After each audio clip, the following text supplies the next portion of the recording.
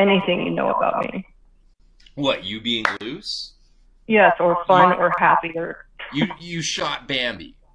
I did. You're right. Okay, Yeah, I'll keep that image in my mind and go for it. You shot Bambi. And do you know what else? I already hit the record button. So, congratulations, folks. You're here with I Shot Bambi and myself. And as you can hopefully see in tonight's episode, I have made it simple for should I provide liquidity in PulseX? We'll ask the crystal ball. So, can you start with first, what is liquidity? Pardon? What is liquidity? What is liquidity? All right, so like that, oh yeah, I almost should have pulled up that like stick figure. What is liquidity? So, all right, let's go over to PulseX and look at providing liquidity. And then we'll look through that little what if game and trade game to try and explain it. So we'll click on liquidity. And then there's a button in the PulseX app that says add liquidity. Did it just crap out trying to do it? Did it fail? I got a wallet connected here. All right. Oh, I got to actually select what I want to add. That's right. So in this example, we're going to take some PulseX. Okay. And we're going to take some USDC. We're not going to come back for this one because I've already set up liquidity. But the USDC we're going to put in will be 0.0. We'll put in 1 penny worth of USDC. You see how that balances? And now that has to be 6.9744 tokens of Pulse if I want to supply this. And it would be less than 1% of the entire liquidity. So, I mean, yeah, what is liquidity? Ooh, it just jumped. But what is liquidity pools and why do I want to supply it or provide it? It's a good question. It really is.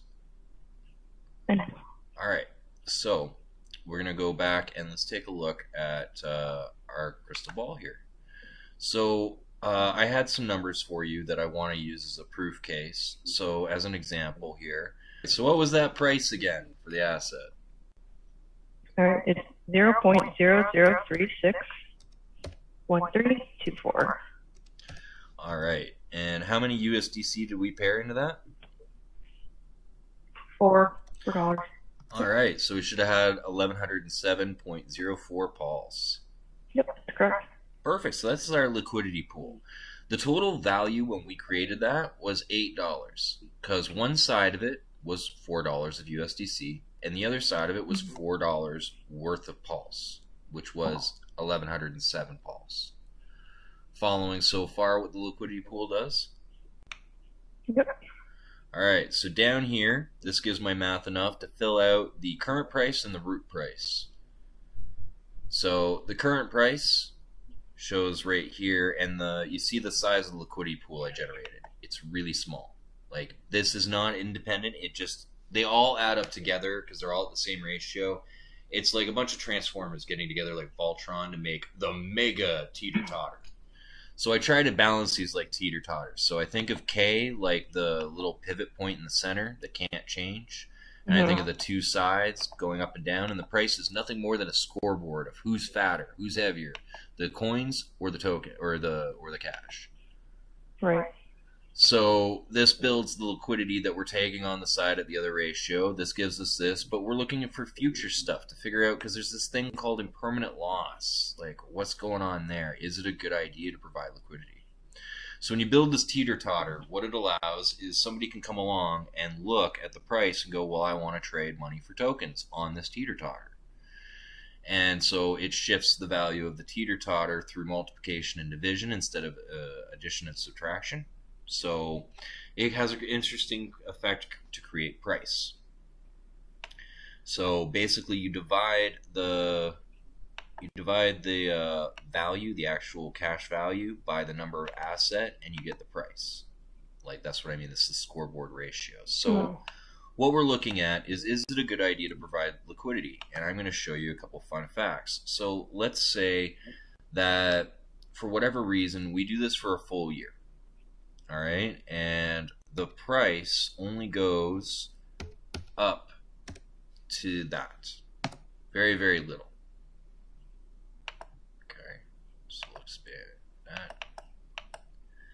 So price hardly went up, and now we have some actual like changes in our liquidity pool, and we have impermanent loss, what we would have had and what we have now. So price didn't move very much, so that's not a lot of impermanent loss, but you can see we have the future liquidity pool balancing here. So the money in the pool goes up, the tokens in the pool go down. So basically what you would have had $4 worth of USDC. That price never changes, so that's the $4 in there. But you would have had 1107 pulse. You have less pulse now. So this, while earning a bunch of tokens, is the optimal thing. Let's show you what happens if the price skyrockets. $4. So here we can see profit. We started with $8. That liquidity pool now that it's hit a price of $4 is at a profit of $258. It looks good, doesn't it? Impermanent loss. What the heck? So how do we explain and look at impermanent loss in this pool? We're going to go down and have a look here. So we can see the $4 has jumped up to 133. That's part of our profit.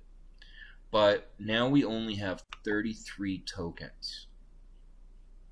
That's all that's left in our token pool that had 1100. So if the price of each token is $4 and we had 1100 tokens, we would have had $4,400 worth of assets if we had not provided liquidity. So we take what we would have had minus the profit, basically what we still have, and that's the impermanent loss, the value that we would have had if we had not provided liquidity.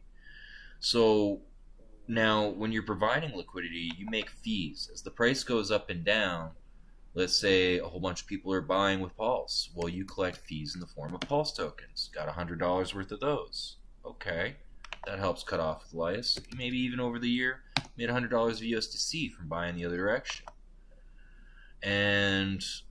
Or a lot more USDC or whatever.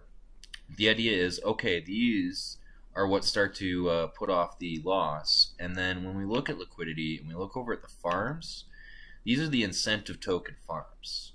So basically, if you provide liquidity for these three pools, you can get incentive token. Okay, this is complicating things more, but let's say we get 10 incentive tokens. That's great. What if they're worth $1 each? I just set an arbitrary price. Okay, well, that's $510 to offset impermanent loss. That's not much. But again, let's say we had all this lively trading, but the price didn't move much. Like overall, the price ended up trading relatively the same. Well, that means we didn't actually have any impermanent loss because we had revenue to offset our impermanent loss. Is this making sense? Where did the revenue come from? The fees? So the revenue, the way I'm looking at it, so the LP rewards, this is the extra LP revenue. being what? Liquidity pool or liquidity provider? Okay, let me zero this back out so it's not there. Let's forget about this again for a moment. That's all gone. So in this, we have impermanent loss and we have a profit of 42 cents. Do you understand where that came from? No. Okay, so again, we put in $4 of USDC, which is $4, yep. and $4 worth of Pulse. So that's $8. That's what we put in our pool. Now, we have $4.21 worth of USDC in the pool. Plus, we've got $4.21 worth of Pulse in the pool. Pulse, yeah. So because we have more of each in there, 21 cents more on each side, that's 42 cents of profit. Oh, okay. So again, we'll run that up to a very big number, make it $4. If the liquidity traded that much, then you see we started with $8. But now the liquidity pool contains $258.18 because people have been trading into it. The value of the Pulse went up and there's less and less Pulse in there, but there's more and more cash. So half of that value is the USDC side. So we go back down and look and see the USDC side has $133. Then this 33 tokens of Pulse is also worth 133. So our total pool size now equals 2 times whatever is in here. Right. All right, and we started with $8. Now it's 266. So we made money, right? Yeah. So that's the profit right here. Right. Okay. Okay. That But then makes sense. we took impermanent loss because we had 1,100 tokens, which should be worth $4,400, not $258. But we sold those tokens off in the pool, basically. So we took this as impermanent loss, what we could have made because we put into liquidity, right? Right. So that's where now, every time somebody does a buy, like you hear how PulseX makes its money. Like say I buy $1,000 worth of Pulse. Well, as the and I'm the only pool. Let's assume I'm the only pool. How much fees would I have made? $3 on that one buy. Now someone wants to buy 1,000 Pulse. Well, technically 0.3% goes to me. So this is how slowly, as a pool gets traded back and forth, every time someone makes a trade, you get a little cut. So they add up over the course of a year. Like, assume you manage to make 1 token off each side per year. Okay, so this is starting to combat impermanent loss. And there's also even incentive tokens. We don't know what those will be priced or how much we're earning. I'm going to try and look at that. But let's assume we got 10 tokens and they're worth $100 each because they're really worth a lot. Well, our impermanent loss is only $1,000 now because we have this to go on top of this basically $2,800 worth of revenue between the USDC and the Pulse that we've made just in trading fees. Or sorry, and then the incentive token to try and offset this. So that's where, if you think the price is going to go up a lot on an asset you're providing liquidity for, you may want to really think about what you're putting in there because of the impermanent loss. It has to be worth it in the fees you're generating to compensate for the impermanent loss. So that's where we look, should we do it? Now, if you think, like, so I will want to look at hex and hex pairs. That's why I keep saying I want to provide liquidity for it, because I think hex and hex will trade at almost the same price. So anytime you look at it, it'll be more like this. Like, the 2 hex sides will be just slightly out. So impermanent loss will be really low, but then, like, impermanent loss, 1 cent. Great. What was the LP revenue? Whoa. So I made a profit, not much from the pool, 42 cents. Didn't take much in permanent loss because the price over a year has stayed relatively where it was. But in the trading, because it went up and it came down, it just happens to be back where it was. In the middle of all the trading, I could have made that. So that more than offsets impermanent loss in this case. This is where the revenue comes from. So that's where, when you're providing liquidity, that is a lot to ask, like a lot of numbers, and that where, if you want to make it simple, I think, like that's where hex and hex, great place to play your hand at to try playing liquidity, because you don't have to worry about permanent loss much, and you just get to collect some incentive tokens and some hex fees and get a taste of providing liquidity. But now, if you want to get into Pulse and USDC or PulseX and USDC, well, that's where my thinking is less than 1% of my total bags. Like, if I had 100 million tokens, I wouldn't put more than 1 million of them into the liquidity to pump the rest of my bags. Because as the price goes up, my other 99% will go up, and that won't see the impermanent loss. Right.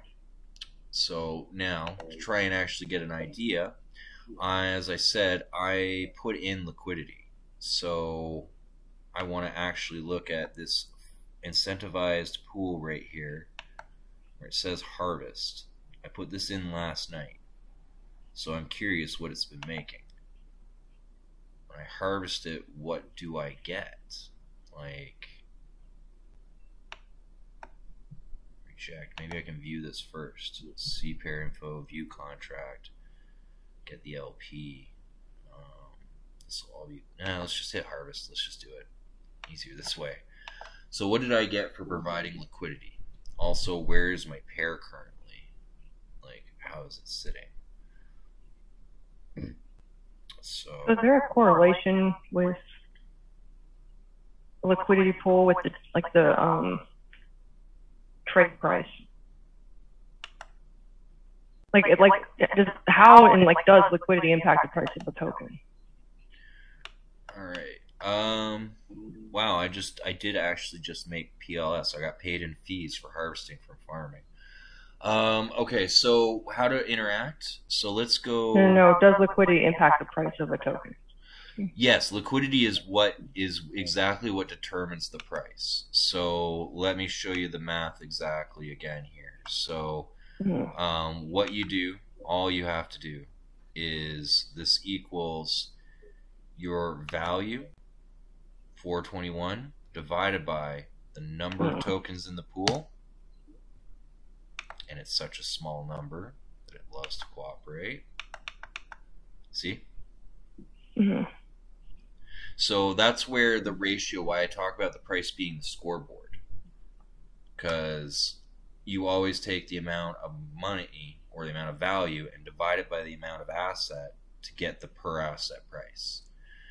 So now as you trade into it, like if you double the one side, so basically made the one side, the $4 side, $8, you have to half the other side. Yeah, okay.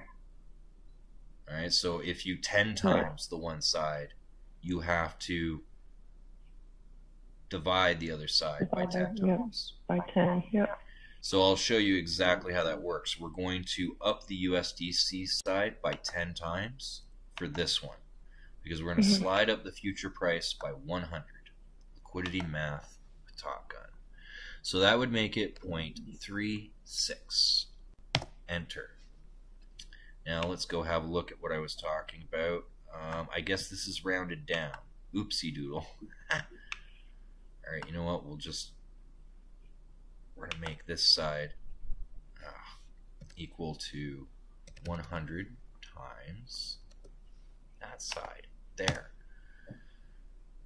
Now there's no pissing around. So see, this side is 10 times greater now than the original side, and is 10 times smaller on the token side. The K value, the 100 times 40, does not change. That's where that is kept balanced. But the price has done 100x. And that is how economic value pushes a liquidity pool. So now that this liquidity pool is so small, there was so little value in this, I could be holding 1 million Pulse tokens. And I could see, what? They went up to 36 cents a token? I could think I have $300,060 worth of assets. And you do. You can take loans against that assets. That's exactly how the stock market works. The liquidity pool is a projector, and the market cap is the screen that the movie plays on. So when you're looking at all those bags, there's only ever the money that's in the liquidity pool to withdraw against. So in this case, I have 1 million Pulse tokens and I want to sell. There's only $40 USDC in that pool to take. It doesn't matter that they say they're worth $360,000 by this price. If that's all that's in the liquidity pool, that's all that's in the liquidity pool. So if anyone wants, so if do liquidity providers then make it if no one is selling their token, it's the liquidity providers, liquidity pools provide a means for people to buy it anyway. I don't know if that question makes sense. If someone's trying to buy these coins that no one's willing to let go of. Okay, so who provides liquidity? Because a liquidity, if you provide liquidity, then your goal is to get fees off of trades. Yeah. Right. Yeah, your goal is to get fees. Well, there's two goals. One goal is to make fees off of trades, which is our goal, what we're looking at. But let's say I just started a company and a stock, and I want people to trade against that stock. I might have to put up $5 million of my own dollars to start a liquidity pool.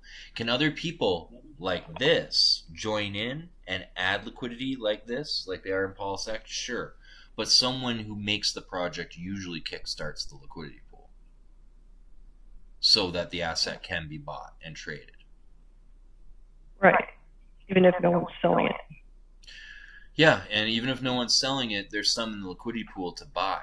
And that's where, if no one is selling it, it keeps going this direction. But somebody comes over and goes, oh, $40, well, that looks good. So they're going to go, I'm going to sell 100 tokens. In this case, that drives the price back down to $20 on this side and up to 200 tokens on this side. And that's where the back and forth creates the price charts that we look at. The liquidity pool, this is nothing more than a back and forth on the teeter-totter, showing like up, down, up, down, up, down. Right. So this is the token side of the liquidity pool in this asset. This is a total liquidity. So one half this, $23,000 worth of BNB, is what's paired on the other side of this teeter-totter.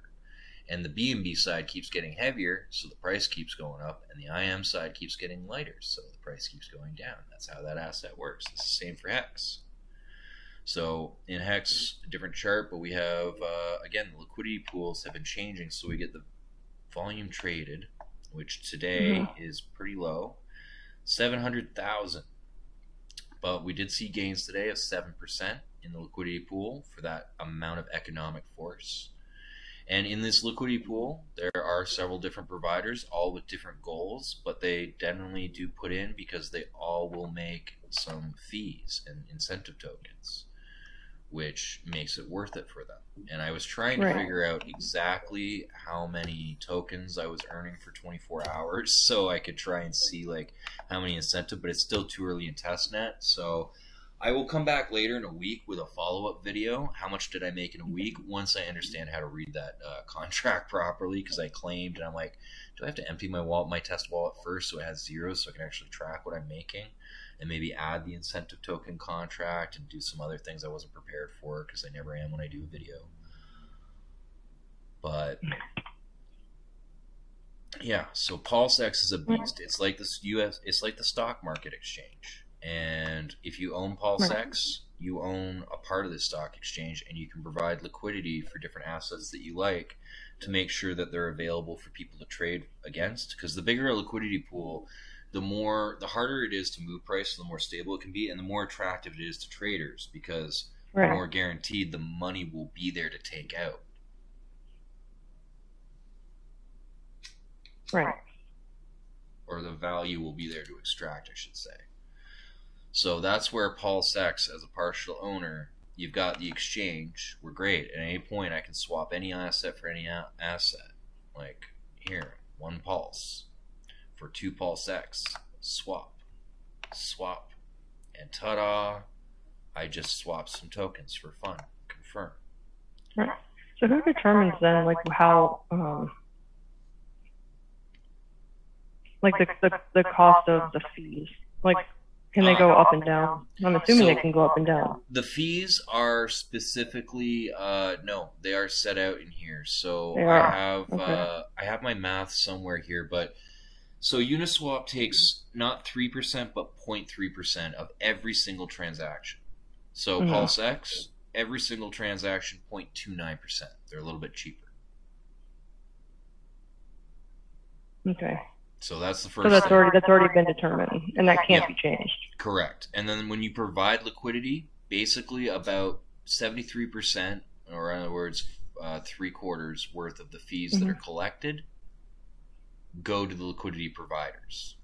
Now, if 10 people are providing liquidity and they're each providing 10% of that liquidity, they'll each get 1/10 of that 73% in the fees for that pool. Right. So they do get paid for providing liquidity, and yeah, so that is the benefit there. And then they also get to see more investors come and play in the asset for providing liquidity, and more people might come and provide liquidity. Right. And so you can. This is how you trade against a liquid pair, and this is how you provide a liquid pair. Right. And then to earn, you can go farm against your liquid pair. What does that mean? Get in the pools. So farm was, I created an LP token. By doing it, I have to actually place the LP token somewhere to earn my fees, it seems like. I have to do a little more research. The pools, this is where you can stake, promise not to sell your PLSX or your PulseX. Right.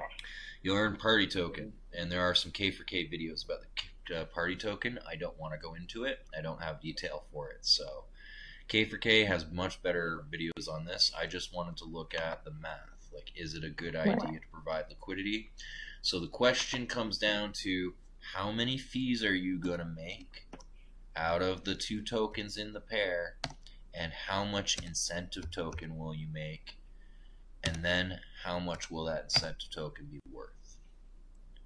That is what comes down to the important calculations for trying to determine whether it offsets the impermanent loss, this green one here. As long as that's a negative, it didn't offset the impermanent loss.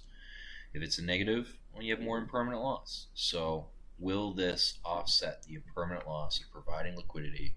That's the question we'll have to look at next week. But I actually made a crystal ball for it, math that's easier for people to follow. So next week I'll try and look more accurately at what I'm earning in the farm, and I'll look at what I'm earning in the pool with my PulseX tokens.